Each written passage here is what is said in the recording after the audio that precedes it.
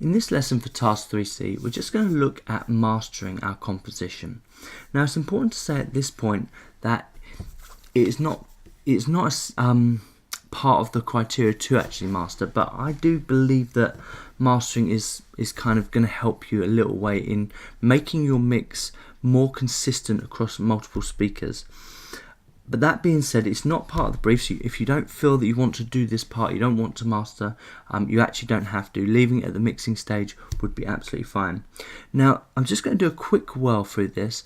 If you are unsure about mastering, in the Task 3A course, the very last video, I go more in depth about mastering, so I'm just going to whiz through it. But if you want to kind of catch that one, if you haven't already watched the Task 3A video, just go back to that one and have a watch of that one, and that goes into a bit more depth. This is just going to be a short one, just showing you how to use the mastering template with all of your tracks, okay?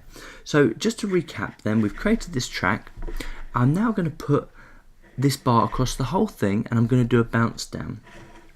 In Logic, we have this nice little bounce down button here. So I'm just going to press bounce down, and I'm going to select my appropriate settings. Depending on how you've made your track, these settings may vary, but this is okay for me. And then I'm going to press bounce. I've already gone ahead of time and done this, and I've put my mix into my mastering folder. So how I've labeled this is Task 3C, and then it's got this tag after it, unmastered. It gets a bit confusing after a while, because what you're going to find is you're going to have multiple tracks in it, like I've got for the Next to Me one, where I've got a couple of master tracks and one unmastered. And depending on how many times you go backwards and forwards from your mixing to your mastering template will depend on how many kind of tracks you've got here. So with this one, I'm going to now put it into my mastering template.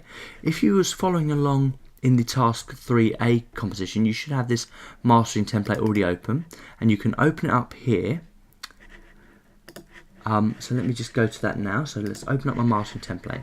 Now, I had this one. It's important to say you need to mute these tracks. It's really important that whenever you're bouncing things down, you don't leave things unmuted, otherwise you're going to get that on the track as well. Now, in my mastering track, I've already put on these settings. Now, what we're trying to find, once we've got all three tracks in here, what we're trying to find is the best appropriate settings for all the tracks to make them consistent across all speakers and from track to track. So when the examiner is listening to Task A and they move on to Task B and they move on to Task C, if you use the same template or roughly the same template, you shouldn't find that you need to, or they shouldn't find that they need to change the speaker settings, which is a real absolute bonus, okay? So now we've got this marked up in here. We're going to use these settings. So we've got my EQ, my spreader and my limiter already set up. I need to listen through the whole track and just make sure there's no weird things happening. And how I do that is just turn these things on and off as you move through, just to make sure there's no really big changes. I've already done that ahead of time. The only thing that was going to concern me is this area. And what you'll get, if you haven't left enough headroom in the mixing stage, is you may get what's called pulsing, where the volume jumps up and down, okay? But because I was miles below, I'm not getting that. And in actual fact, I'm actually below the 0 dB line, which concerns me a little bit. So I may want to push my mix template up, but I'll probably do that in the mixing. There's also another problem with my mix. Because the brief says this has to be exactly 3 minutes, I have to do a fade. Now what I found on this particular one is this is the best place to fade it here. So I've put my fade in the mastering. I didn't do any of my fading in the mixing. I knew that I was going to do it in the mastering, so I've done a little fade in there and a little fade out here. Now the problem is, let me just turn this loop off. The problem is I've left my vocals on. So the loop doesn't work very well, so let me just play this to you. There may be many so where it's kind of trying to fade, the vocal is kind of trying to bring it back, and it's a bit weird. So let me play it again.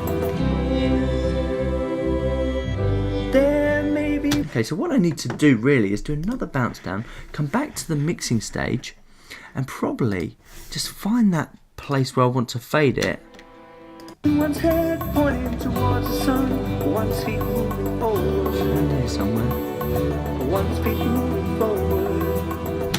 and then I'm just probably going to lop this bit off.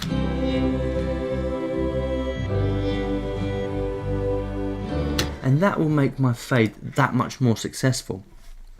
I wanted to leave that in just to show you that making mistakes is very, very possible, and you can't really solve those mistakes in the mastering stage. You could try and do all weird and wonderful things with the fading here, but you can't really solve it. You're going to have to get into the habit of moving between templates, moving between the mixing template and the mastering template.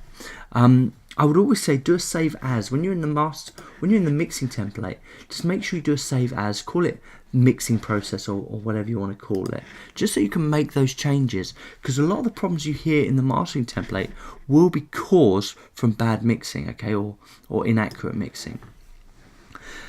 Once you've done that, make sure you set your loop up. Now remember, this piece has to be exactly 3 minutes. So if I zoom in again around my playhead, and I've got it here, and you'll notice in my time section it says exactly 3 minutes, and that's exactly the point where it's going to fade. I've given it enough room to fade out, so I can just press the bounce button again, and then I would be ready to go.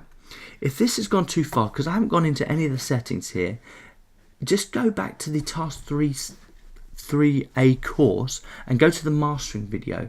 It's about 15-minute video, but it goes into all the settings and why I've set it up this way, and just basically saying that this is just a basic mastering template rather than a fully blown one, just to get your songs consistent across speakers and from song to song. Okay, that's pretty much all I have to say about that. Good luck with this particular course, and hopefully you do really well.